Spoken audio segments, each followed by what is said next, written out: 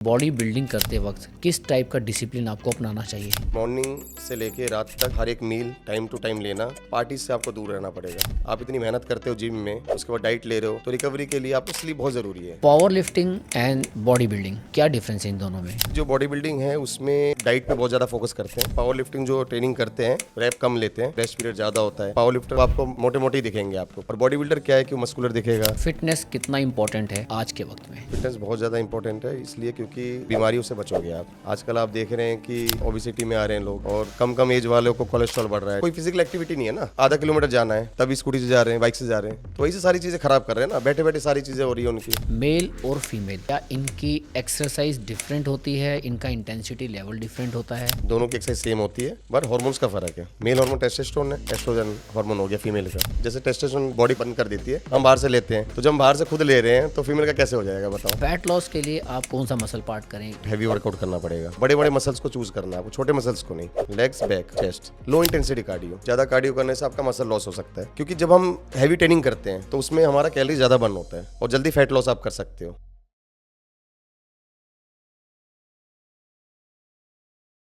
Welcome to the V Talks. आज हमारे studio में आए मिस्टर भरत रॉय, एक professional body builder and certified trainer. तो आज हम जानेंगे बॉडी बिल्डिंग और फिटनेस के कुछ खास टिप्स।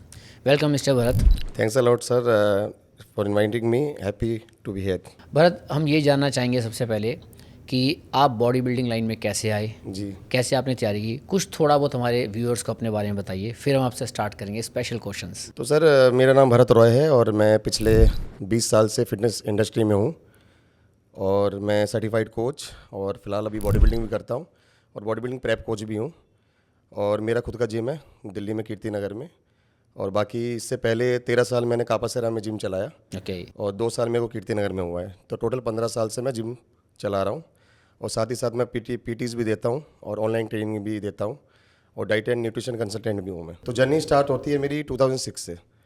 तो उस टाइम क्या था कि मैं पहले क्रिकेट खेलता था, क्रिकेट में स्पोर्ट्स में काफ़ी शौक था। तो 12th के बाद मैं एक एकेडमी ज्वाइन करी मैंने क्रिकेट की, तो वहाँ पे मैं प्रैक्टिस करने जाता था। तो काफ़ी इंटरेस्ट था, मैंने सोचा इस लाइन में और आगे जाऊँ क्रिकेट में। तो उस दौरान क्या हुआ कि फैमिली में मेरे जो पेरेंट्स थे वो इस चीज़ को ठीक नहीं समझते थे कि स्पोर्ट्स में कोई कैरियर नहीं है, क्योंकि अब तो खैर काफ़ी आगे बढ़ चुका है ये चीज़, बट उस टाइम नहीं था ऐसा। तो मेरे फादर ने कहा कि तू उसको छोड़ दे, और मेरे फादर डॉक्टर हैं, मेडिकल शॉप भी है मेरा। तो उन्होंने कहा कि तू 12th कर लिया तूने, तो अब तू इस लाइन में आ जा, मेडिकल लाइन में। तो उन्होंने कहा कि तू अपना डी फार्मेसी कर, और मेरे साथ मेडिकल शॉप पे आपको बैठना पड़ेगा। तो मेरा इंटरेस्ट था नहीं, मेरा स्पोर्ट्स में काफ़ी इंटरेस्ट था, बट पेरेंट्स थे तो उनकी बात माननी पड़ी। तो उस टाइम ना मैं 38-39 kg का हुआ करता था, बहुत मतलब स्किनी था मैं उस टाइम, बहुत ज़्यादा, काफ़ी पतला था। तो मेरे फादर को काफ़ी लोग जैसे उनके पास आते थे तो बोलते थे यार आपका बेटा काफ़ी पतला है, मतलब तो उसको कुछ खिलाओ पिलाओ, क्योंकि मेरे फादर काफ़ी हट्टे कट्टे थे। और मेरे जो ख़ानदान में जितने भी मेरे दादा लगा लो, है ना, दादाजी हो गए, चाचा, काफ़ी मतलब अच्छे थे, मतलब काफ़ी, मतलब फिजिक काफ़ी अच्छी थी उनकी। बस मैं और मेरा छोटा भाई, हम दोनों स्किनी थे काफ़ी। तो मेरे फादर ने कहा कि एक मेरे दोस्त का जिम है, तो तेरे को जिम ज्वाइन करवाता हूँ, वहाँ पे अपना जिम जा और अपना फिजिक को मेंटेन कर, क्योंकि मेरे को काफ़ी नेगेटिविटी सुनने को मिलती है कि आपका लड़का पतला और आप इतने अच्छे दिख रहे हो। तो मैंने कहा ठीक है, क्योंकि मेरे को उस टाइम जिम से भी डर लगता था, सही बताऊँ तो, क्योंकि मैं ये सोचता था कि यार वो मेरे से तगड़े तगड़े लड़के होंगे वहाँ पे, मैं तो कभी जिम गया नहीं, तो एक मन में थोड़ा सा नेगेटिविटी रहती थी। तो वहाँ पे उस टाइम 2006 में सिर्फ 1 या 2 जिम हुआ करते थे उस टाइम, पहले की बात बता रहा हूँ। अराउंड 8 to 10 किलोमीटर के अंदर सिर्फ 1 या 2 जिम हुआ करते थे। तो किस तरीके से मैं जिम गया, और करते करते फिर वहाँ पे जो कोचिज़ थे तो उनसे मैं डाइट वगैरह पूछता था कि क्या खाऊं, कैसे क्या करना है। तो वो मेरे को बताते थे कि इस टाइम ये मील लेना है, उस टाइम वो मील लेना है। तो उस टाइम देखो इतनी एडवांस चीज़ें थी नहीं, जो भी घर का खाना खा लिया। तो मेरा मेडिकल शॉप था उस टाइम, बॉडी ग्रो आता था, डब्बे आते थे बॉडी ग्रो के। तो वो खैर अब तो उस चीज़ को कोई लेगा नहीं, बट उस टाइम क्या है कि वो बॉडी ग्रो भी बहुत फ़ायदा करता था, कर जाता वहाँ एक बिल्कुल कर जाता था। उसको दूध में अपना डाल के, अपना केले वगैरह मिला के, ड्राई फ्रूट्स ऐड करके, तो एक अच्छा खासा मील, मतलब कैलोरीज अच्छी मिल जाती थी उससे। तो मेरा उस टाइम विद इन 2 या 3 मंथ्स में मेरा 10 किलो वेट बढ़ गया था उससे, और काफ़ी मतलब रिजल्ट्स काफ़ी अच्छे आ रहे थे। तो दिन ब दिन मैं मतलब प्रोग्रेस होते जा रहा था। फिर मेरा माइंड मतलब उस क्रिकेट से डाइवर्ट होके इसमें चला गया जिम लाइन ओके। में, क्योंकि मेरे को फ़र्क दिखने लग गया। फिर और भी मेरे दोस्त वगैरह जो मेरे साथ पढ़ते थे, तो वो मेरे को काफ़ी कहते थे कि यार तेरा तो बहुत अच्छा, मतलब शरीर काफ़ी अच्छा हो गया। मेरे टीचर्स भी कहते थे कि जिम वगैरह जा रहे हो क्या, तो बढ़िया बॉडी बना ली। तो मेरा 1 साल के अंदर मैं 75 kg पे आ गया था, जहाँ मेरा 38 किलो वेट था। ओह 38। हाँ, 38 से सीधा 75 में जंप मारा मैंने। फिर मेरा इंटरेस्ट काफ़ी बढ़ गया। फिर मेरे को किसी दोस्त ने सजेस्ट किया कि यार तुम फिटनेस कोर्स करो और इस लाइन में आ जाओ। तो मैंने कहा ये भी अच्छा आइडिया है, क्योंकि मेरे को इंटरेस्ट नहीं था बिल्कुल साइंस। मैंने साइंस ले रखा था 12th में, बायो स्टूडेंट था मैं। तो पापा मेरे कहते थे फार्मेसी कर ले, मेरा इंटरेस्ट नहीं था लेकिन उस लाइन में, मेरा इसी लाइन में इंटरेस्ट था। पहले क्रिकेट में था, वहाँ छुड़वा दिया पापा ने, फिर जिम ज्वाइन करवाया, फिर जिम लाइन में इंटरेस्ट आ गया काफ़ी। फिर मैंने एस किया 2010 में जनकपुरी में। तो BFY better fitness for you है, जो मुंबई में कराती है कोर्सेज, वहाँ से मैंने एस करा। एस सर्टिफिकेशन 3 मंथ्स का था। तो वहाँ से एस करने के बाद मेरे को काफ़ी चीज़ें पता चली। तो मेरे को ये चीज़ें पता चली कि जो पास्ट मेरे कोचेज मेरे को जो डाइट लिख के देते थे, तो मेरे को उस टाइम पता चला कोर्स करने के बाद वो सारा ऐसे ही Wrong था। अननेसेसरी चीज़ें खा रहा था। बट ठीक है, बॉडी नई नई बॉडी थी, तो मेरे मतलब चेंजेस आ गए थे बॉडी में। बट सही राइट अमाउंट ऑफ फूड, कितनी कैलोरीज लेनी है, प्रोटीन, फैट्स, कार्ब्स, और आपके वर्कआउट में किस तरीके से आपको कौन कौन से वर्कआउट परफॉर्म करना है, तो वो सारी चीज़ें उस टाइम पता नहीं थी। बट कोर्स करने के बाद अपने नॉलेज को मैंने अपग्रेड किया। फिर उन्होंने क्या किया, जहाँ मैंने कोर्स किया था उन्होंने वहाँ से मेरे को ट्रेनर का जॉब लगवा दिया। उन्होंने कह रहा हम यहाँ से कंडक्ट करवाते हैं। फिर मैंने 6 मंथ्स जॉब किया एज अ फ्लो ट्रेनर, और कुछ एक आध मेरे को PT भी मिल गई थी उस टाइम। फिर मेरे पापा ने कहा कि तुम्हारा एक्सपीरियंस के लिए तुमने जॉब कर लिया, ठीक है, अब तुम्हारा जिम खुलवा देते हैं। तो पापा ने कापासेरा में 2011 में जिम ओपन करवा दिया मेरा। उस टाइम 2 या 3 जिम हुआ करते थे उस टाइम।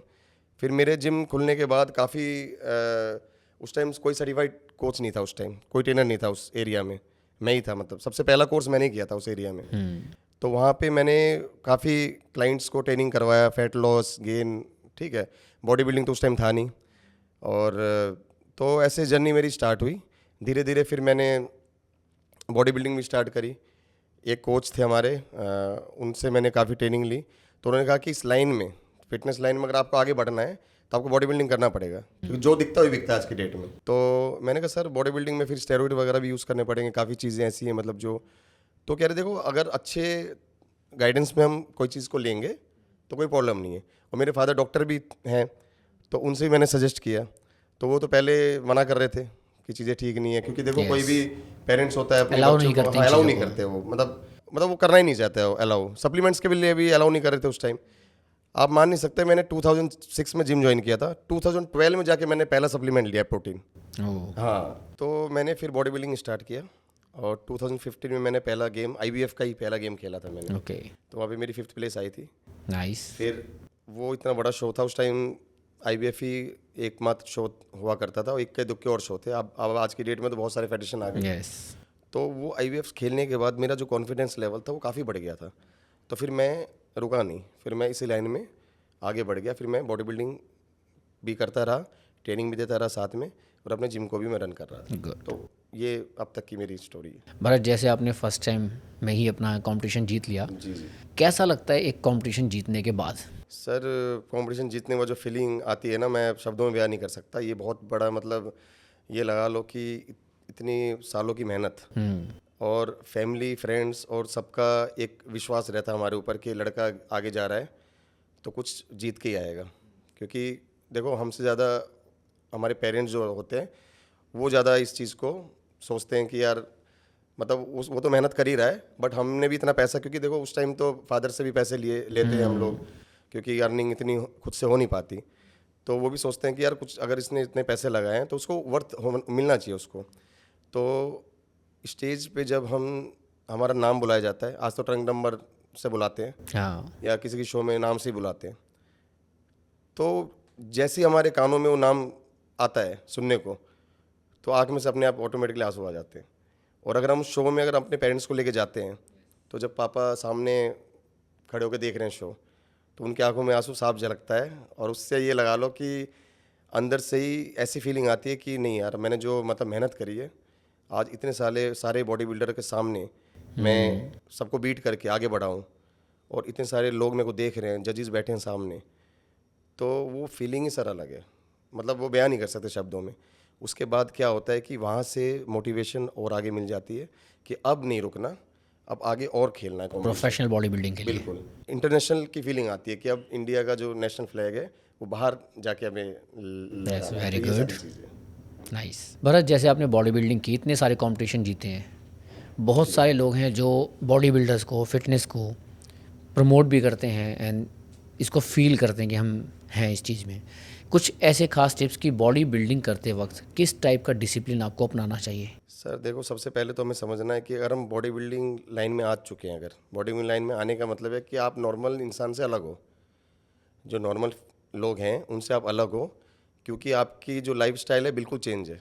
मॉर्निंग से लेके रात तक का मतलब हर एक मील टाइम टू टाइम लेना, पार्टी से आपको दूर रहना पड़ेगा। आप ड्रिंक नहीं कर सकते, आपके लीवर को डैमेज करेगा। आपके जो गोल है उसको अचीव करने में आपको वो मतलब ये लगा लो कि आप अपने गोल से दूर चलते जा रहे हो। मतलब अगर आप पार्टीज़ कर रहे हो दोस्तों के साथ, कभी यहाँ चले गए घूमने, कोई मील का पता नहीं, मील के टाइम पे आप बाहर घूम रहे हो, आउटिंग कर रहे हो, क्लब्स जा रहे हो, पार्टीज़ कर रहे हो। तो स्पोर्ट्समैन का मतलब है कि आपको अपने गोल को अचीव करने के लिए आपको अपने इन सारी चीज़ों से दूर रहना पड़ेगा, सबसे मेन। और स्लीपिंग, आजकल लोग 3-3 घंटे 4-4 घंटे तक फ़ोन में लगे हुए हैं रात भर, यस।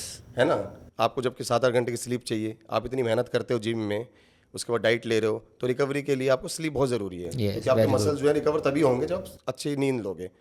बट आजकल लेट नाइट तो लोग पार्टीज़ कर रहे हैं 2-3 बजे तक, फ़ोन में लगे हुए हैं, तो वो आप उससे फिर आप बॉडी बिल्डिंग अचीव नहीं कर पाओगे, उस गोल को अचीव नहीं कर पाओगे जो चाहिए। तो इन सब चीज़ों से आपको दूर रहना पड़ेगा, डिसिप्लिन मेंटेन रखना पड़ेगा, टाइम टू टाइम मील। आप अपने काम पे फोकस करो। आप ये नहीं कि बॉडी बिल्डिंग कर रहे हो तो सिर्फ बॉडी बिल्डिंग करना है, आपको अपने ट्रेनिंग भी देना है, आपको टाइम टू टाइम मील्स का ध्यान रखना है, स्लीप अच्छी होनी चाहिए, और एक अच्छे नेचर आपको अपने आप खुद को भी चेंज करना पड़ेगा। यस। गलत चीज़ों से हट के अच्छी चीज़ों को अपनाना पड़ेगा आप। कई बार देखा जाता है कि बॉडी बनने के बाद लोगों में एक अजीब सा प्राउड आया था, आसपास के गली मोहल्ले में, दोस्तों में, एक बात नहीं करना उनका, ये भी देखा था। बट ठीक है, अपना अपना नेचर है। हाँ वो तो है ही। पर एक कंपटीशन खेलने के लिए बॉडी बिल्डिंग कितना पैसा लग सकता है? सर देखो, पैसे तो इसमें अनलिमिटेड है। मैं तो कहूँगा बिगनिंग से लेकर जब हम एडवांस लेवल पे जाते हैं, तो जब एक बिगनर है उसका तो 30-40 हज़ार रुपये तो आराम से उसका खर्चा है मंथली, इतना तो लग ही जाता है। क्योंकि डाइट हो गया, सप्लीमेंटेशन हो गई, और भी चीज़ें हम लेते हैं, एनाबॉलिक्स यूज़ कर रहे हैं, ट्रैवलिंग, हम जैसे बाहर जाते हैं कॉम्पिटिशन में, ट्रैवलिंग का भी अलग आपको लगेगा। कॉम्पिटिशन आज के जैसे मान लो मैं दिल्ली में रहता हूँ, बाहर शो लगे हुए हैं, वहाँ जाना है, तो ट्रैवलिंग का खर्चा। आजकल रजिस्ट्रेशन, आजकल इतनी महंगी रजिस्ट्रेशन फीस हो रही है, आप किसी भी कॉम्पिटिशन में चले जाओ, रजिस्ट्रेशन फीस, ट्रेनिंग हो गई, ठीक है। लास्ट टाइम पे हम बहुत सारी चीज़ें ऐसे लेते हैं तो उसमें भी खर्चा ज़्यादा है। तो इसमें क्या है कि लेवल टू लेवल बढ़ता चला जाता है। मान डिस्ट्रिक्ट खेल रहा हूँ, स्टेट खेलूँगा, यस। फिर आगे और भी चैम्पियनशिप खेलूँगा बड़े बड़े लेवल की, तो वो अनगिनत है। इसमें हम कह नहीं सकते कितना पैसा लगेगा। तो बड़े बड़े कॉम्पिटिशन में 2-3 लाख रुपए तक भी लग जाते हैं वो एक कंपटीशन एक कॉम्पिटिशन में, आप सोच नहीं सकते। और कभी भी आप ये मत सोचो कि मैं कम लेके चलूँगा। अब आप आपके सोचो कि बजट से कम में हो ज़्यादा जाए, वो लास्ट में आपका कोच का काफ़ी कोच ऐसे होते हैं, वो लास्ट में आपको खुद कहेंगे यार ये भी लेना पड़ेगा तेरे को, तो हम खुद कंफ्यूज होंगे, यार मैं तो ये सोच के बैठा ही नहीं था मतलब ये भी चलाना पड़ेगा। तो ये सारी चीज़ें एक्सपेंसिव गेम है वो। एक्सपेंसिव गेम है बहुत ज़्यादा, मतलब one of the most expensive game और one of the most toughest game. बहुत मेहनत है इसके अंदर। बहुत मेहनत है। अच्छा, power lifting and body building, क्या डिफरेंस है इन दोनों में? सर देखो, डिफरेंस ये है कि जो बॉडी बिल्डिंग है उसमें हम डाइट पे बहुत ज़्यादा फोकस करते हैं, ठीक है। ट्रेनिंग अलग है बिल्कुल। पावर ट्रेनिंग में क्या है कि पावर लिफ्टिंग जो ट्रेनिंग करते हैं उनको देखो हाई वॉल्यूम ट्रेनिंग करते हैं, वो रैप कम लेते हैं, 1-1, 2-3 रैप लेते हैं, रेस्ट पीरियड ज़्यादा होता है, और उनको हाई कैलोरीज अमाउंट, उनको कार्ब्स प्रोटीन कोई मेजरमेंट नहीं करते वो, उनको कोई मेजरमेंट की ज़रूरत नहीं है। और वो ज़्यादातर ये लगा लो कि पावर लिफ्टर आप देख सकते हो, वो आपको मोटे मोटे ही दिखेंगे, आपको कोई आपको बहुत कम ऐसे दिखेंगे जो मतलब जिनके फिजिक मतलब फैट परसेंटेज बहुत कम है, वो सारे आपको हेल्दी दिखेंगे। ये फ़र्क है। और बॉडी बिल्डर क्या है कि वो मस्कुलर दिखेगा, यस।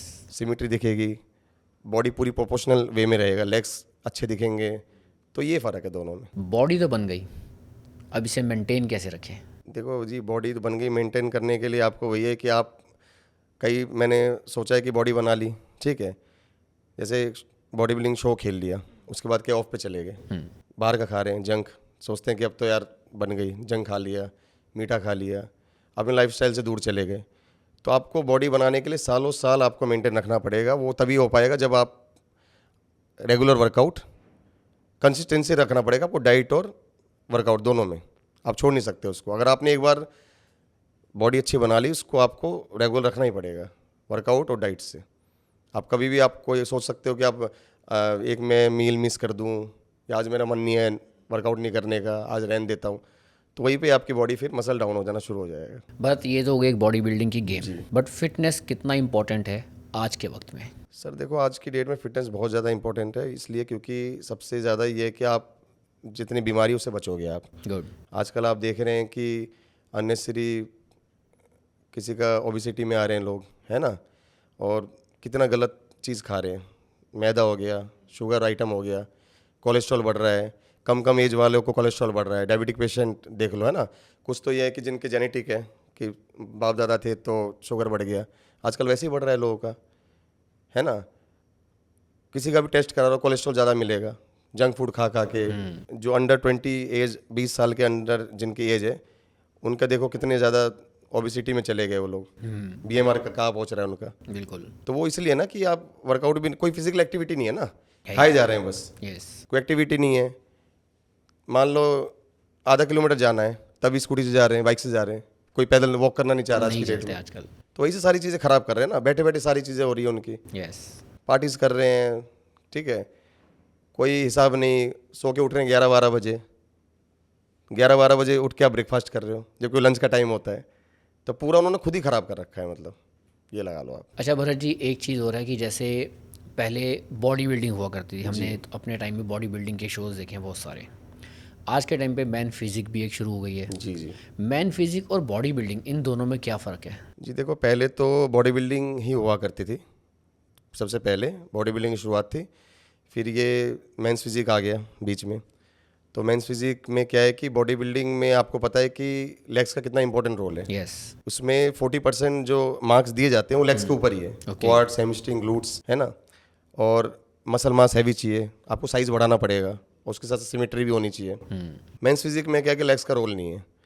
तो यही से ही जो मेहनत लड़के लेग्स पे नहीं करना चाहते वो सीधा मेंस फिजिक को चूज कर लेते हैं, ईजी पड़ जाता है उनके लिए। ईजी हो गया। और इसमें ज़्यादा मसल मास की जरूरत नहीं है, आपको बीच बॉडी टाइप चाहिए। मतलब बेसिकली आपको बस थोड़ा सा ये है कि मतलब वेस्ट कम होनी चाहिए और शोल्डर, ब्रॉड शोल्डर होना चाहिए और एस्थेटिक लुक होना चाहिए। बट बॉडी बिल्डिंग बिल्कुल अलग गेम है, सबसे ज़्यादा टफ जो है बॉडी बिल्डिंग में ही है। और आप कभी भी देखना किसी भी शो में बॉडी बिल्डिंग में जहाँ 10 लड़के होंगे, मेंस फिजिक में 40-50 लड़के यस, होंगे, ये देखा गया है सबसे ज़्यादा मैन सबसे फिजिक ज़्यादा। में। एक और बात है कि मेंस फिजिक की जो कैटेगरी है, 2 या 3 कैटेगरी होती है। बिलो 5'7", अवर 5'7" हो गया और अवर 5'9" हो गया, ये 3 कैटेगरी है। बॉडी बिल्डिंग में 55 kg से लेके 100+ कैटेगरी है। तो उसमें ओवरऑल जाहिर सी बात है जो 80-90+ वाला ही बनेगा ओवरऑल, तो वो टफ है। Yes. लेकिन मेंस फिजिक में बिलो 5'7" वाला भी ओवरऑल बन सकता है अगर उस लेवल की उसकी फिजिक है, क्योंकि उसमें ज़्यादा कैटेगरी है ही नहीं। तो इसलिए आपने देखा होगा कितने सारे एथलीट हैं जो पहले बॉडी बिल्डिंग करते थे, यस। अब वो उन्होंने स्विच करके मेंस फिजिक में आ गए। वो काफ़ी सारे। नाम नहीं लूँगा लेकिन बहुत सारे हैं। जहाँ उनका लेवल इतना अलग था, तो मेंस फिजिक को अभी भी उतनी प्रायोरिटी नहीं दी जाती जितनी बॉडी बिल्डिंग को दी जाती है। बट ये है कि मैं गलत नहीं कहूँगा, ये भी ठीक है, जैसा देखो चल रहा है वो उसके हिसाब से मैं सबको बेस्ट मानूंगा। बॉडी बिल्डिंग अपनी जगह, सब मतलब हर गेम की रिस्पेक्ट है। मतलब कंपटीशन के अंदर बॉडी बिल्डिंग हो या मैन फिजिक हो, जीतते कुछ ही लोग हैं और बहुत सारे लोग थैंक यू सॉरी स्टेज से नीचे आते हैं। इस फेलियर को कैसे हैंडल करें? जी, इस फेलियर को हैंडल कैसे करना है कि देखो पहले तो आपको, जैसे मैं किसी शो में जा रहा हूँ खेलने के लिए, है ना, तो जाहिर सी बात है अगर मैं वहाँ पे हार रहा हूँ, अपने 100% मैंने नहीं दे भाई, इसका मतलब कहीं ना कहीं मेरे अंदर कमी है। तो उस कमी को पूरा करना पड़ेगा आपको। आप अपने कोचिज से डिस्कस करिए कि मैं इस शो में मैं जो आज हारा हूँ, ठीक है, उसके पीछे क्या रीज़न है। क्योंकि कई बार क्या होता है हमें खुद नहीं पता चलता, हमें लगता है कि हम दूसरों से बेहतर हैं, बट हमें उस फॉर्म पे काम करना पड़ेगा कि हमारे अंदर क्या कमी है, उस चीज़ को कैसे ठीक की जाए। तो अपने कोच के साथ आपको काउंसलिंग करनी पड़ेगी कि और आपका कोच भी आपको पूरी तरीके से मोटिवेट करे। उस टाइम पे देखो मोटिवेशन की बहुत ज़रूरत है। कई बार मैंने कई एथलीट्स को देखा है कि वो पहले कंपटीशन में हार गए, उन्होंने हिम्मत ही छोड़ दी बिल्कुल। मतलब ऐसा लग रहा है कि वो उनके लिए लास्ट ही था मतलब। बट आप कभी भी देखना कि बिगनर है, आप पहले सीखो। आप, मैं भी पहला खेला था तो 5th प्लेस आई थी मेरी अगर मैं चाहता तो मैं सोच सकता कि मैं फर्स्ट क्यों नहीं आया। तो फर्स्ट तो कोई एक ही बनेगा ना। देखो सारे आए मेहनत करके आए स्टेज पे। कोई फिर क्या होता है, कोई पुराने एथलीट भी होते हैं जो काफ़ी सालों से खेल रहे हैं, उनको एक्सपीरियंस ज़्यादा है पोजिंग से Yes. लेके हर चीज़ से लेके। आप पहली बार आए हो, कई बार पोजिंग बहुत अच्छी बॉडी होने के बाद ही पोजिंग आप नहीं कर पाते स्टेज पे। तो जजेस तो ये नहीं देखेगा ना, कि वो तो ये देखेंगे कि भाई आपकी पोजिंग किस तरीके से रही Yes. है। वो जजेस समझ जाते हैं कि कौन पुराना एथलीट है कौन नया है। तो वो प्रायोरिटी जो देंगे पुराने एथलीट को ज़्यादा देते हैं आज की डेट में, नए एथलीट को उतना नहीं दे पाते हैं। या अगर आपकी उस लेवल की कंडीशन है, आप पूरा प्रिपेयर होके आए हो, तब आप कई बिगनर ऐसे हैं जो जीते भी हैं, पहले शो में ही आ जाते हैं वो। कई ऐसे हैं हमारे सेल क्लासिक में भी, यस, कोई नाम नहीं जानता था और पहले शो में आके प्रो कार्ड ले लिया। उनकी मेहनत है, मेहनत है ना, बिल्कुल। और उनके कोचेज का मेहनत भी, और कोच जो हैं उस हिसाब से आप कोचेज भी चूज करना पड़ेगा आपको, गुड। जो आपको हमेशा लास्ट टाइम तक आपको मोटिवेट करे। और अगर आप हार भी जाते हो तो क्या गलती करी है और किस चीज़ को आगे हम नेक्स्ट कॉम्पिटिशन में ठीक करने की सारी चीज़ें, पूरी प्लानिंग है ये। मतलब बैठ के काउंसलिंग करनी पड़ेगी आपको कोच के साथ। बहुत डिपेंड करता है आपके कोच पे, उनका नॉलेज एंड एक्सपीरियंस कितना है। एक्सपीरियंस कितना है उसके Yes. बाद ही हो पाएगा। एंड इन सब कुछ के बाद मेहनत भी करनी है, पैसा भी लगाना है। फैमिली और रिलेशन कितना इम्पैक्ट डालते हैं आपकी गेम पे? सर देखो, फैमिली और रिलेशन का ये है कि अगर आप फैमिली और अगर आपके सपोर्ट में है ना, तो ये गेम आपके लिए बहुत ज़्यादा इजी हो जाती है। मतलब ये लगा लो कि काफ़ी फैमिलीज़ हैं जो आपने देखा होगा कि इस चीज़ को सही नहीं मानती बॉडी बिल्डिंग को, है ना। मैंने काफ़ी एथलीट ऐसे देखे हैं जो अलग रूम लेके रहते हैं, फैमिली से अलग। जैसे 3 महीने का प्रेप है, मैं खुद रहा हूँ अलग, मैं खुद अलग रहा हूँ 3 मंथ्स मैं भी अलग रहा था। क्योंकि इस टाइम क्या होता है ना, बॉडी बिल्डिंग में लास्ट टाइम पे जब हम कार्ब्स वगैरह कम कर देते हैं और हमारा सॉल्ट ऐसे सॉल्ट चलते हैं, इरिटेशन, बात पे गुस्सा आना, तो उस टाइम देखो फैमिली को समझना पड़ेगा। या तो अगर फैमिली समझ जाएगी इस चीज़ को कि भाई लास्ट टाइम पे है तो ऐसी फीलिंग होती है, कोई दिक्कत नहीं, हम सपोर्ट कर रहे हैं। काफ़ी फैमिलीज होती हैं कि वो नहीं समझती इस चीज़ को। तो वहाँ पे क्या कि बॉडी बिल्डर अपने गोल को अचीव करने के लिए वो फैमिली से भी दूर हो जाता है। काफ़ी ऐसे एथलीट है, आप देख सकते 3-4 महीने अलग रहते हैं वो, या किसी रिश्तेदार के पास चले गए, दोस्त के पास चले गए। तो अगर उस टाइम पे आपका पार्टनर या तो पेरेंट्स अगर आपके सपोर्ट में है, तो ये गेम आपके लिए बहुत ईजी हो जाती है। लाइफ के किसी भी पाथ में चीज़ ईजी होती ऑब्वियसली है। बात है, हर तरफ से आपको सपोर्ट मिल रही है ना। आपके कोचेस का सपोर्ट मिल रहा है, फ्रेंड्स का सपोर्ट मिल रहा है, पेरेंट्स का भी सपोर्ट मिल रहा है, और क्या चाहिए आपको। तब तो आप गोल को अचीव आराम से कर सकते हो। बट ऐसे टाइम पे अगर वो थोड़ा सा फैमिली कई बार, क्योंकि गुस्सा बहुत आता है छोटी छोटी बात पे, बेमतलब का, जो कि कोई इसका वो नहीं है, लेकिन गुस्सा बहुत आता है। अब फैमिली को समझना है कि ये गुस्सा क्यों आ रहा है और हमें पता है इस चीज़ का, तो थोड़ा दूर रहो इससे, ये चीज़ें होती हैं। अच्छा, body building and power lifting में जी स्टीरॉयड्स का बहुत मिसयूज़ होता है, जी जी, ये कहाँ तक ठीक है? हाँ बिल्कुल, बहुत ज़्यादा मिसयूज होता है। और ये मिसयूज क्यों हो रहा है? Because of wrong coaches. Coach अगर देखो, कोच कई तरह के कोच हैं, आपको पता है। जितना नीड है ना उतना ही हम उनके ऊपर सामान इंजेक्ट कराएंगे। मान लो मैं अगर बिगिनर हूँ, तो बिगिनर और एडवांस की डोजेस तो मैं नहीं ले सकता ना। लोग कहते हैं पावर लिफ्टिंग में वो नहीं है, नेचुरल है पावर लिफ्टिंग, जबकि पावर लिफ्टिंग बहुत ज़्यादा यूज़ होता है। ऐसा कुछ भी नहीं है, सबसे ज़्यादा यूज़ हो रहा है पावर लिफ्टिंग में, वो कहने वाली बात है। Misuse पावर बहुत लिफ्टिंग होता में तो सबसे ज़्यादा यूज़ हो रहा है। अपने स्ट्रेंथ को उस लेवल पे ले जाने के लिए कितनी सारी चीज़ें यूज़ कर रहे हैं। बहुत सारा नाम नहीं लूँगा उस चीज़ का, लेकिन बहुत सारा सामान यूज़ करते हैं। लोगों को लगता है कि नेचुरल है, खा पी के कर रहे हैं। खा पी के आप कभी भी स्ट्रेंथ नहीं बढ़ा सकते, आपको लेना ही पड़ेगा सामान। और आजकल तो 18 साल के लड़के कितनी बेंच मार रहे हैं, डेड लिफ्ट मार रहे हैं, स्क्वाट मार रहे हैं। कैसे मार रहे हो? नेचुरल थोड़ी ना हो के मार रहे हैं, कुछ मिसयूज़ तो हो रहा है। ऑब्वियसली मिसयूज हो रहा है। फिर बॉडी बिल्डिंग की बात आ जाती है। बॉडी बिल्डिंग में इतने कोच हैं, उनको खुद ही नहीं पता। वो सोचते हैं कि ये चला लो, उसके साथ ये कॉम्बिनेशन चला लो, बट कितने अमाउंट में चलाना है, डोजेस क्या रहेंगी, क्या किसी को कुछ रहेंगी? नहीं पता डोजेस। तो कोच अच्छा चुनो आप, जिनको बहुत अच्छा नॉलेज हो, बहुत एक्सपीरियंस हो। इंटरनली ऑर्गन्स में कोई प्रॉब्लम नहीं आना चाहिए। यस, आजकल क्या है कि देखो, आप बाहर से जितना खूबसूरत दिख रहे हो, अंदर से भी तो होना चाहिए ना। स्ट्रॉन्ग। बाहर इतने अच्छे हो, अंदर सब ढीला पड़ा है, आपका पुर्जा सब डाउन है आपका, तो क्या फ़ायदा है ऐसी बॉडी बनाने का। मतलब आज मैं अच्छा दिख रहा हूँ बाहर से, कल मुझे कुछ भी हो सकता है। मैं अपनी लाइफ को मैं रिस्क पे लेके चल रहा हूँ, तो मैं अपने इंटरनल ऑर्गन्स पे भी तो काम करूँगा। उसको वो कौन बताएगा? आजकल कोचेस बहुत कम है, ऐसे 10% भी नहीं है जिनको ऑर्गन्स के बारे में पता है। लेकिन मैं काफ़ी सेटिस्फाइड हूँ अपने कोचेस से कि मुझे कोई प्रॉब्लम नहीं है। और क्योंकि मैं एक बॉडी बिल्डिंग को जब आप बॉडी बिल्डिंग करते हो तो आपको अपने कोचेज से इस बारे में बात करनी चाहिए कि सर अब मैं तो सब कुछ तो ले रहा हूँ, मेरे अंदर ऑर्गन्स का क्या होगा, उसके लिए कुछ सोचा आपने? गुड। ये आपको ये बात सेफ्टी करनी बहुत पड़ेगी ना ज़रूरी है आज के लिए। कि भाई मेरे को, भाई मैं इतना सामान ले रहा हूँ तो मेरे हार्ट हो गया, किडनी, लीवर प्रॉपरली फंक्शन करनी चाहिए ना सारी चीज़ें। तो कहीं पता चले मेरे को दिक्कत हो जाए आगे, फिर मैं किस पे ब्लेम करूँ? आप पे ब्लेम डालूंगा ना। तो ये कोचेज अच्छा चुनिए आप।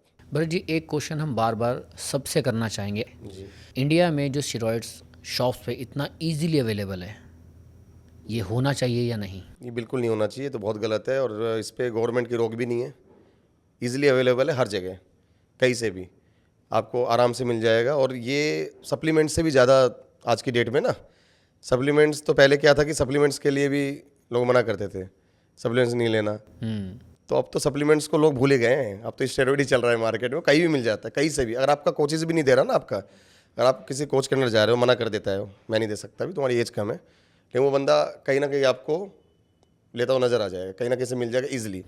क्योंकि आजकल सप्लीमेंट वाले हर शॉप पे आपको मिल जाएगा ईजिली, और कोई मना भी नहीं करता, रोक ही नहीं है इसकी। असली कमाई इसी में है, असली कमाई तो इसी में है ना, तो कोई कैसे रोक लगा देगा इस चीज़ की? गुड। जैसे मान लो 2-3 हज़ार का है सामान, 6-6 हज़ार 10-10 हज़ार तक में बेच रहे हैं। इतना बुरा हाल है, सोचो आप आज की डेट में। इसका कोई MRP, कोई रेट ही नहीं पता किसी को कुछ। तो ये बहुत ज़्यादा, एक तो नए नए लड़के जो हैं कम एज वाले बिना गाइडेंस के ले रहे हैं, ठीक है। सप्लीमेंट वाला शॉप वाला खुद ही बना के दे दे रहा है स्टैक, ये चला लो। और तुमने कभी कोई करी है कोई बॉडी बिल्डिंग आज तक? तुम कैसे बना के दे दोगे किसी को? और मेहनत कम और इंजेक्शन पे डिपेंडेंसी ज़्यादा हो गई। ज़्यादा है ना। आप 1 घंटा प्रॉपर जिम नहीं कर पा रहे ना, आपकी कोई मील, आपको डाइट का पता, कुछ भी खा ले रहे हो। हाँ, एक और चीज़ है कि लड़के सोचते हैं कि यार मैं कुछ भी खा लूँगा, लेकिन मैं स्टेरॉइड तो यूज़ कर रहा हूँ ना, बॉडी तो बननी है मेरी। लेकिन सबसे बड़ा गलत उनका मतलब ये लगा लो कि जब तक प्रॉपर आप 100% अपने वर्कआउट में नहीं दोगे, डाइट में नहीं दोगे, स्लीप अच्छा नहीं होगा, स्टेरॉइड कुछ काम नहीं करेगा, जबकि उल्टा आपका नेगेटिव इंपैक्ट डालेगा बॉडी के अंदर। स्टेरॉइड जस्ट 10 to 15% होता है बस। सारा खेल आपका डाइट के ऊपर, सारा खेल। आपकी मैक्सिमम मेहनत कितनी है, मेहनत कितनी है। डिसिप्लिन कितना है, आप अपने फेलियर तक ही नहीं जा रहे वर्कआउट करते टाइम, आप फेलियर तक जा ही नहीं रहे, वहाँ तक पहुँचे नहीं। फॉर्मेलिटी और कर रहे हो। आपसे 10 से 12 रैप लगाने हैं, कोई भी वेट ले लेता हूँ, कर लेता हूँ। आपका ना ये फेस में एक्सप्रेशन आना चाहिए करते टाइम, मुंह बनना चाहिए आपका। Yes, पता लगना हैवी चाहिए पता लगना चाहिए कि अरे यार मैंने क्या वेट उठाना है। और लेग्स का वर्कआउट कोई करना नहीं चाह रहा, तभी मैन फिजिक शुरू हुई है। तभी मेंस शुरू हुई है। सही बात है।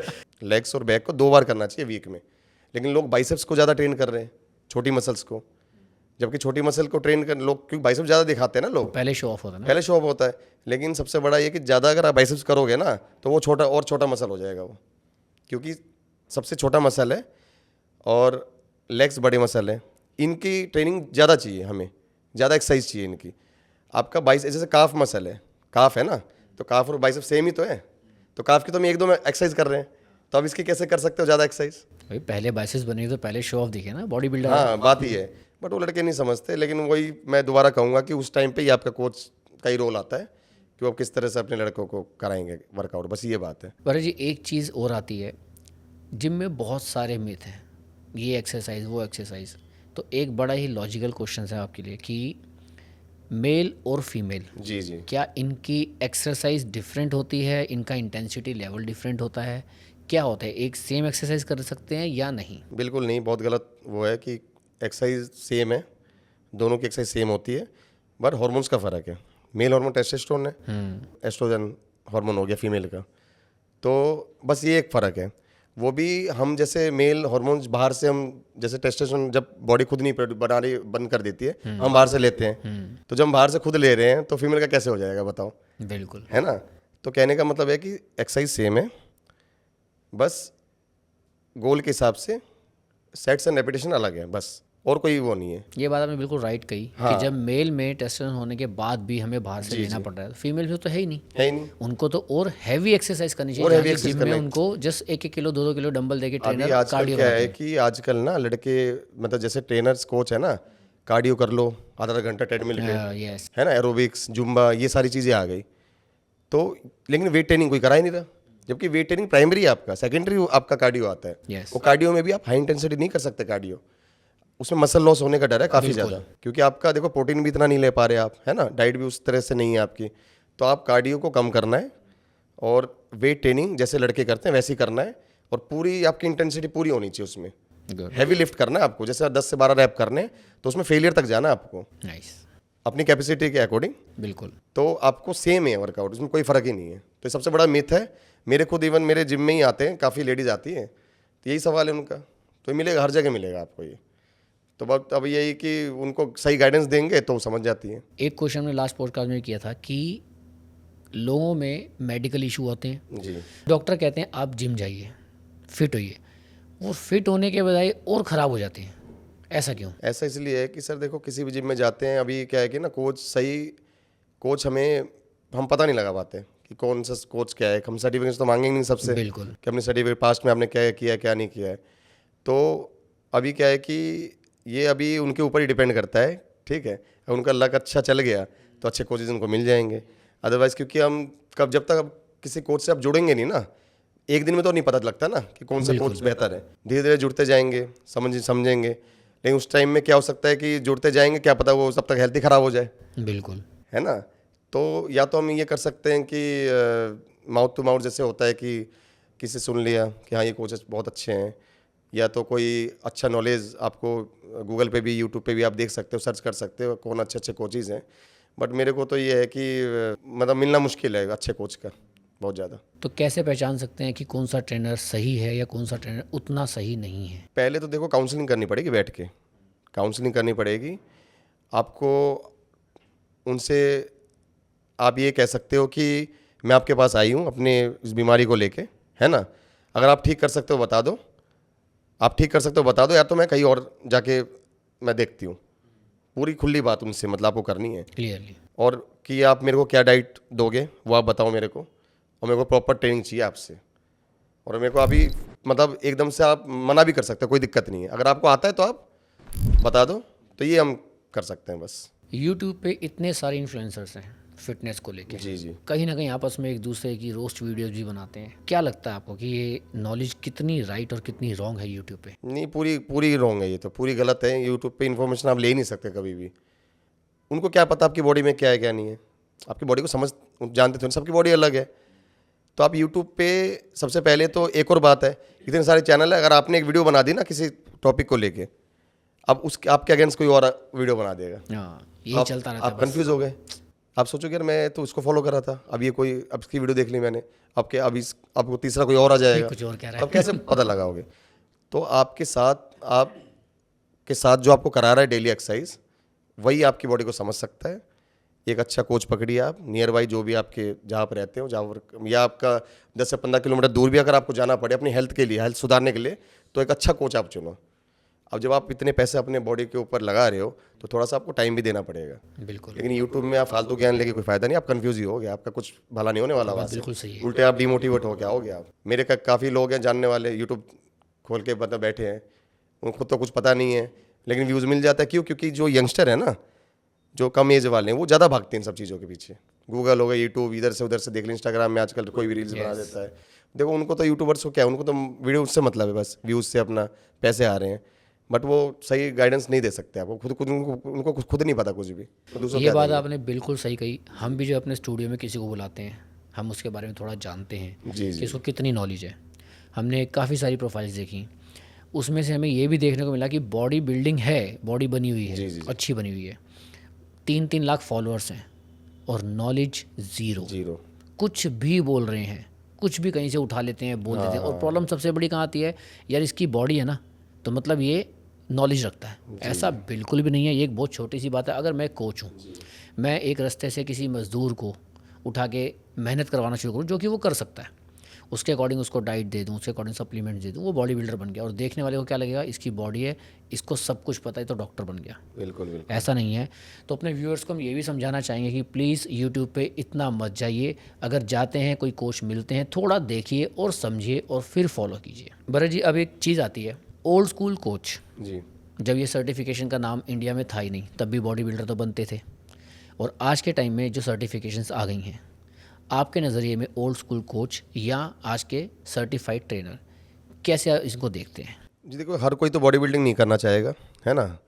अभी नॉर्मल जैसे घर की लेडीज़ हो गई, वर्किंग वुमेंस हो गए, कोई मान लो स्टूडेंट है, कॉलेज जा रहा है, तो उनको कोई बॉडी बिल्डिंग से मतलब तो है नहीं, बिल्कुल। तो वो सर्टिफाइड ट्रेनर चूज़ करेंगे अपने लिए, जो उनके अच्छा सा डाइट चार्ट बनाए उनके लिए, अच्छे से वर्कआउट कराए। बट जब हम बॉडी बिल्डिंग में जाते हैं या हमें कोई गोल अचीव करना है, तो उस टाइम हम इनको नहीं चूज़ करेंगे, उस टाइम ओल्ड स्कूल को ही चूज़ करेंगे, क्योंकि जिन्होंने जो मेहनत करा सकें, यस। जिन्होंने प्रैक्टिकल नॉलेज काफ़ी कर रखी है। लेकिन अगर जो ओल्ड स्कूल वाले हैं, अगर वो सर्टिफिकेशन, न्यू सर्टिफिकेशन अगर कर लेते हैं, तो उनकी जो नॉलेज इनहेंस हो जाती है, वो ज़्यादा बढ़ जाएगी, वो तो उनके लिए बेस्ट है वो। तो हम उनको कंप्लीट कोच कह सकते हैं कि यार इनको सब पता है, मतलब प्रैक्टिकल के साथ साथ थ्योरेटिकल नॉलेज भी इनको आता है। हमारा खुद का एक्सपीरियंस है, एक हमारे कोच थे और वो जस्ट 6th क्लास तक पढ़े से ज़्यादा, बट जो मेहनत करवानी उनको आती थी जी जी। जेन्युइनली, अगर वो लोग पढ़ लिख के सर्टिफिकेशन ले लें, इससे अच्छा कॉम्बिनेशन ही नहीं हो कॉमन से सकता। कुछ भी नहीं है, बिल्कुल सही बात है। जैसे मैंने भी जब एस किया था, तो मेरे को थ्योरेटिकल नॉलेज तो पता थी, बट प्रैक्टिकल नॉलेज का मेरे को बिल्कुल नहीं था। बट जैसे जैसे मैंने बॉडी बिल्डिंग किया, लोगों को एक्सरसाइज कराया, खुद भी मैंने लड़कों को तैयारी कराई, तो मेरे को नॉलेज अपग्रेड हो गई। बट अभी मैं नहीं कह सकता कि मेरे को पूरी नॉलेज आती है। इसमें आपका नॉलेज का लिमिटेशन ही नहीं है, सीखना कभी ख़त्म नहीं कभी हो सकता। ख़त्म नहीं होता। आपको ये लगा लो कि जो 50 साल का है वो भी आज की डेट में सीख रहा है कहीं ना कहीं से, उसके भी कोई कोच है और उसके कोच के भी कोई कोच है, तो ये नॉलेज चलती चली जाएगी, क्योंकि स्टडीज़ आए दिन नई नई स्टडीज़ आ रही है, तो उस पर वर्क करता है इंसान। और मैं भी अभी सीख रहा हूँ काफ़ी कुछ, बट मेरे अंदर जितनी नॉलेज है उतनी मैं दे सकता हूँ, बट मैं बियॉन्ड नहीं जाऊँगा कि मेरे को सब कुछ आता है। चलिए एक नॉलेज की आपसे और बात पूछते हैं। जी सबसे पहले हर इंसान का अच्छा दिखने के लिए एक ही गोल होता है जी। और वो होता है फैट लॉस। Fat loss. जी फैट लॉस के लिए आप क्या एक्सरसाइज, कौन सा मसल पार्ट या किस चीज़ के लिए कौन सा मसल पार्ट करें, कैसे फैट लॉस अच्छा कर सकते हैं? देखिए, फैट लॉस के लिए सबसे पहले तो आपको वर्कआउट, हैवी वर्कआउट करना पड़ेगा। जैसे कि लेग्स का वर्कआउट, स्क्वाट्स हो गए, लेग प्रेस हो गया, बैक का, और बड़े बड़े मसल्स को चूज़ करना है आपको, छोटे मसल्स को नहीं। बॉडी के सबसे big muscle. Big muscles, legs, back, chest को कम भी ट्रेन करो, बट लेग्स और बैक को तो ज़्यादा ट्रेन करना पड़ेगा। कार्डियो आपको लिमिटेड रखना पड़ेगा, लो इंटेंसिटी कार्डियो। ओके। ज़्यादा कार्डियो करने से आपका मसल लॉस हो सकता है, बट हमें वेट लॉस पे ध्यान नहीं देना, हमें फैट लॉस पे ध्यान देना है। तो हमें मसल को भी प्रिजर्व करके रखना है, क्योंकि जब हम हैवी ट्रेनिंग करते हैं तो उसमें हमारा कैलोरी ज़्यादा बर्न होता है ठीक। और जल्दी फैट लॉस आप कर सकते हो। फिर डाइट में आपको, आपका सबसे पहले तो आपका प्रोटीन, फैट्स एंड कार्बोहाइड्रेट, आपका जो भी बॉडी वेट है, जो आपको गोल अचीव करना है, उसके हिसाब से मेंटेनेंस जो कैलोरीज है पूरे दिन की, वो आपको सेट करना पड़ेगा। और दोबारा कहूँगा कि ख़राब आदत से दूर रहना पड़ेगा, जंक फूड और ये मैदा, शुगर आइटम्स। आप पार्टी कर रहे हो, ड्रिंक कर रहे हो, तो ये आपका हेल्थ ख़राब ही करेगा, इससे फैट लॉस आपका हो ही नहीं सकता कभी। तो अपने लाइफ स्टाइल को भी सुधारना पड़ेगा आपको। साथ ही साथ हैवी ट्रेनिंग, कोई एक्सक्यूज़ नहीं कि आज मैं नहीं जा रहा जिम, आज मेरा मन नहीं है, क्योंकि जिस दिन आप जिम नहीं जाओगे उस दिन आपकी डाइट भी ख़राब होगी। बिल्कुल। हमारा माइंड ऐसा है कि आज आपने बहुत अच्छी हैवी ट्रेनिंग करी है, तो आपको ऐसा फील होगा कि यार मैंने आज बहुत मेहनत करी है, मैं डाइट अपनी स्किप नहीं कर सकता आज। लेकिन जहाँ आपने वर्कआउट नहीं किया, वो आपका यार मैं तो आज जिम किया ही नहीं, छोड़ना कुछ भी खा लो आज, तो वहीं पे आपका फिर आप गोल से दूर चले जाते हो आप। एंड भरत जी, एक चीज़ और है, बहुत मोस्ट इंपॉर्टेंट पार्ट है ये बॉडी बिल्डिंग का। जी इतनी मेहनत करी, इतना पैसा लगाया, इतनी कोचिंग करी, इतना दर्द झेला, जी अब बारी आती है स्टेज पे बॉडी बिल्डिंग शो ऑफ करने की। जी जी। वहाँ हमने देखा है कि बॉडी बिल्डिंग में जब लोग बच्चे अपने ऊपर पोजिंग दे रहे हैं एंड पोज देते देते उनको हार्ट अटैक आ गया, जी जी जी। इसके पीछे का क्या राज है? इसके पीछे सबसे बड़ा राज है, आपने जो कोच है ना, वो सबसे गलत चूज़ किया हुआ आपने। ओह। हाँ, वो हार्ट अटैक कैसे आ सकता है आपको? यानी कि आपको ड्यूरेटिक्स दिए गए हैं, उसका ओवर एक्सेस किया आपने, मतलब उस ज़्यादा यूज़ कर लिया आपने। बॉडी को शार्प देखने के लिए। बिल्कुल बिल्कुल। बहुत सारे ड्यूरेटिक्स आते हैं, इंजेक्शन फॉर्म में भी है, टैबलेट्स फॉर्म में भी है, जो लास्ट टाइम पे दिए जाते हैं। ऑलरेडी आपकी बॉडी के अंदर पानी कम है, नमक कम है, सॉल्ट कम है। सॉल्ट और पोटेशियम का जब इम्बेलेंस हो जाता है, तब ये क्रैम्प आना शुरू हो जाता है और ब्लड थिकनेस हो जाता है, ब्लड गाढ़ा हो जाता है, जिसकी वजह से हार्ट पंप नहीं कर पा रही सही से, इसलिए हार्ट अटैक आ रहे हैं आजकल ज़्यादा। तो आपने कोच ऐसा चुना हुआ है कि वो आपको लास्ट टाइम पे इतनी सारी चीज़ें दे रहा है, तो ऐसे कोच से आपको बचना है। और मैंने तो खुद मैं एक्सपीरियंस बता सकता हूँ, अभी लास्ट मैंने खेला था अभी कॉम्पिटिशन, तो मैं वॉशरूम गया था, तो वहाँ इतनी सारी इंसुलिन के नीडल वो पड़े हुए थे, सिरिंज, ओह। मतलब ऐसी चीज़ें यूज़ करते हैं लास्ट टाइम के लिए, पानी निकालने के लिए। सोचो, तो आप बॉडी को ऐसे बना के रखो कि आपको लास्ट टाइम में जरूरत ही ना पड़े उस चीज़ की। यस। आपकी बॉडी 10 दिन पहले रेडी होनी चाहिए, 10 दिन पहले ही। ये नहीं कि लास्ट टाइम पे आप अननेसेसरी ड्यूरेटिक्स यूज़ कर रहे हो, उससे क्या होगा, आपका मसल लॉस भी होता है बहुत ज़्यादा, क्योंकि पानी वहाँ से भी निकलेगा ना, तो मसल लॉस बहुत ज़्यादा इस जिसकी वजह से क्रैम्प्स आ रहे हैं आपको। बॉडी बिल्डिंग की जो फेडरेशंस हैं जो कंपटीशन कराती हैं, कंपटीशन खेलने का एक सपना होता है हर किसी का, अपना सब कुछ लगाने को तैयार। फेडरेशंस कितना हेल्प करती हैं इनके फ्यूचर में? सर देखो, यहाँ सबसे पहली बात तो बहुत सारे फेडरेशन आ चुके हैं आज के डेट में। पहले 1-2 फेडरेशन होती थी जो कि सही मायने में अच्छी फेडरेशन थी, काफ़ी रिकॉग्नाइज जिसे बोलते हैं, रिकॉग्नाइज फेडरेशन, गवर्नमेंट से रिकॉग्नाइज्ड है। काफ़ी लोकल चैम्पियनशिप अब शुरू हो गई। तो दोनों में क्या फ़र्क है कि आपको पहले तो ये देखना है कि कौन सा फेडरेशन मेरे लिए बेस्ट है। देखो आजकल सोशल मीडिया में सब पता चल जाता है, इतनी सारी चीटिंग हो रही है। जो जजेस बैठे हुए हैं लोकल चैम्पियनशिप में, वो सारा बिजनेस बन गया आज की डेट में। ओह। सब पैसे कमाने धंधा। रजिस्ट्रेशन फीस इतनी महंगी, उसमें ऊपर से ट्रेनिंग भी जोड़ लिया उन्होंने। खुद की ट्रेनिंग भी नहीं कर सकते आप। अच्छा। कई कई शो में हाँ खुद की उनकी लेना पड़ेगा आपको training. Totally business. Total business है, 8-10 हज़ार रुपये तक चला जाता है रजिस्ट्रेशन, किसी किसी में तो 20 हज़ार भी चला जाता है। My God. और एक पानी की बोतल तक नहीं दे रहे आप वहाँ पे एथलीट्स के लिए। ग्रीन रूम में फ़ैन नहीं है, एथलीट्स परेशान सारे। वो सेक्रीफाइस कर रहे हैं कि भाई मेरा मेडल आ जाए स्टेज पे। वो इतना कुछ करने के बाद भी मेडल क्यों नहीं आता? बिकॉज ऑफ वो जो बैठे हो ना जजेस, 7-8 जो रो में बैठते हैं, कभी ज़िंदगी में आज तक तो कभी उन्होंने करी नहीं बॉडी बिल्डिंग। ना उनको एक मसल एनाटोमी के बारे में पता, कुछ नहीं पता। वो बस उनको ये दिखता है कि उस जो सामने स्टेज पे 8-10 लड़के हैं, उसमें मेरा लड़का कौन सा है, उसको जितवाना है। वो पहले से सब फिक्स होता है। ओके। इसलिए तो आजकल देखो ना, सर्टिफिकेट फाड़ दे रहे हैं, ऐसे ट्रॉफी मुंह पे मार रहे हैं। यस, कई बार झगड़ा जैसे होता कई हैं, मैंने खुद फाड़ा है सर्टिफिकेट स्टेज पे। क्या करें भाई, गुस्सा इतना आता है यार। मैं अगर डिजर्व कर रहा हूँ, मेरे को दो ना। अगर मैं मेरे अंदर कमी है तो मैं उस चीज़ को मानूंगा कि हाँ भाई मैंने अपने मैंने मेरी कमी, मतलब मेहनत में कमी रहेगी, इसलिए मैं जीत नहीं पाए, चलो कोई बात नहीं। बट मैं उनसे इतना बेहतर दिख रहा हूँ, सबको पता है। जो इस लाइन में नहीं है वो भी देख के बता देगा कि यार ये विनर कौन है इसमें। और उस टाइम पे अगर जज ऐसा कर दे तो कितना दिल टूटता है, बिल्कुल। इंसान कितना डीमोटिवेट हो जाता है। फिर वो कई, मैंने एथलीट को देखा है, वो तो छोड़ ही दिया उन्होंने, गेम ही छोड़ दिया। क्या करें, छोड़ देते लोग जब देखते छोड़ देते चीटिंग हैं। हो रही, छोड़ देंगे। क्योंकि मैक्सिमम 80-90% शो में हो रहा है। बट हाँ, कुछ शो ऐसे भी हैं जिसमें फेयर जजिंग हो रही है, गुड। और उसमें जो जजेस हैं क्वालिफाइड जजेस हैं वो। Very good. हाँ, वो इंटरनेशनल लेवल पे भी जजिंग करते हैं। तो हमें विश्वास बढ़ जाता है हमारा कि चल यार इस शो में हम जीत सकते हैं, हमें जो डिजर्व करते हैं वो मिलेगा हमें। तो मैं ये कहूँगा सबसे, जो भी एथलीट हैं जो खेलना चाह रहे हैं अभी, जो प्रिपरेशन कर रहे हैं आई कॉम्पिटिशन के लिए, अच्छा आप फेडरेशन चूज़ करिए और उसी फेडरेशन में मेहनत करिए। आपको वहाँ से आपको ब्रांड हायर करेंगे और आप इंटरनेशनल लेवल पे भी अच्छा कर सकते हैं। बट लोकल चैंपियनशिप आप खेलोगे तो आप पैसे ही वेस्ट करो, कोई फ़ायदा नहीं है। और वहाँ से आप मोटिवेट होके आओगे, और उसके बाद क्या है कि आप इस तरीके से हार ही जाओगे, बिल्कुल आप खेल नहीं सकते कभी। मतलब आपके माइंड सेट ऐसा हो जाएगा। बट प्रॉब्लम ये भी तो आती है ना कि कोई इंसान रेडी हो रहा है बॉडी बिल्डिंग के लिए, वो चाहता है बस जल्दी से मुझे एक टाइटल मिल जाए कि मिस्टर दिल्ली या मिस्टर ये मैं बन चुका हूँ। जी और उसी चक्कर में वो छोटे जिम के कोच या वो लड़के किसी भी फेडरेशन में जाके बस खेलना चाहते हैं कि हमें बस किसी तरह मेडल मिल जाए और हम दिखा पाएँ यूट्यूब पे, अपना इंस्टा पे कि हम जीत गए हैं बस। तो सर कहीं ना कहीं नए सही बच्चे होते हैं ना, नए बच्चे तो जो है, जैसे जो पहली बिगनिंग कर रहा है ना, तो कई तो उसके कोचेज तो जानबूझ के भेज देते हैं कि चल भाई स्टेज एक्सपीरियंस मिल जाएगा, हाँ। एक मेडल आ जाएगा, घर वालों को दिखा सकते हैं। देखो घर वालों को क्या पता कौन सी फेडरेशन है कौन सा नहीं। घर वाले तो ये कि मेडल लेके आया, अरे ये तो हमारे लिए मिस्टर दिल्ली एक ही होता है बस, एक ही फेडरेशन है बस। जो मिस्टर दिल्ली, मिस्टर इंडिया, सब एक ही फेडरेशन है बस। ओके। पिछले हफ्ते मिस्टर दिल्ली हुआ था, फिर अगले हफ्ते फिर मिस्टर दिल्ली। ये कितने सारे मिस्टर दिल्ली है, कितने फेडरेशन ज़्यादा है ना। वही। बट नए बच्चे क्या है कि वो थोड़ा सा इसलिए चाहते हैं कि हमने इतनी मेहनत करी है, क्योंकि देखो अगर मेन शो भी अगर एक ही साल में एक ही बार तो होगा ना, बट उनके पास टाइम है का।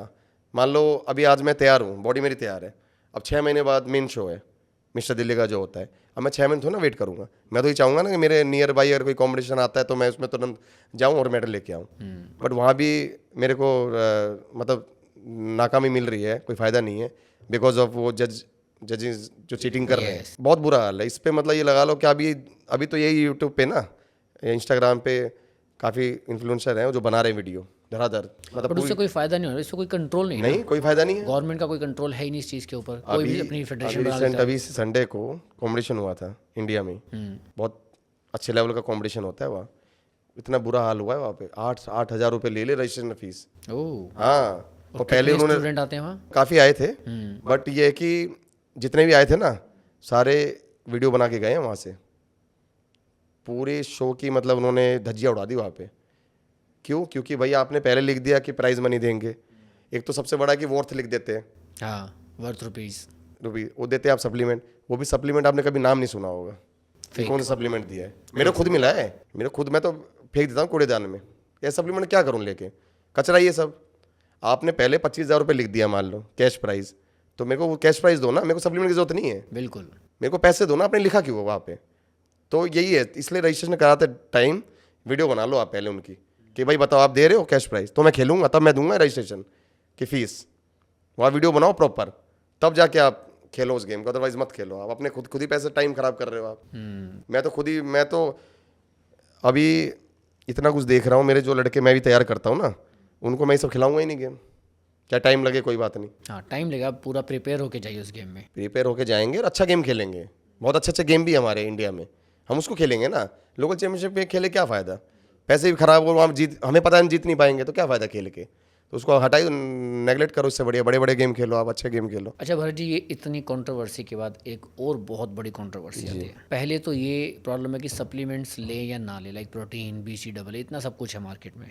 फिर कई बार पता लगता है कि कहीं दिल्ली के कोने में किसी NCR में कहीं फैक्ट्रीज पकड़ी गई हैं जो ब्रांडेड प्रोटीन्स बना रही थी, उनका डुप्लीकेट इंडिया में।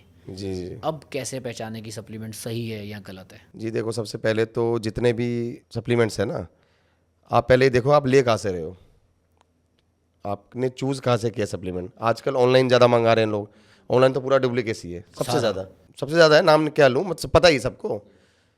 तो आप जिसके अंडर तैयारी कर रहे हो ना, जो अच्छे कोच हैं, आप उनसे सप्लीमेंट लो, क्योंकि देखो कोई भी अच्छा कोच आपको गलत सामान देगा नहीं।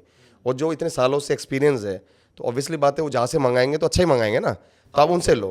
उनसे कोई क्यों नहीं लेना चाहता कोच से, उसको लड़के को लगता है यार मैं खुद ही ले आऊँगा, मुझे कम पैसे मिल जाएगा क्योंकि वो मुझसे कमा लेगा पैसे, ऐसी थिंकिंग सस्ते आती की है। तरफ भागने की सस्ते की एक तरफ वजह भागते है हैं। जो गलत सप्लीमेंट हाँ, गलत सप्लीमेंट। 1100 रुपये में प्रोटीन मिल रहा है 1 किलो का, बताओ क्या होता है 1100 रुपये में आज की डेट में।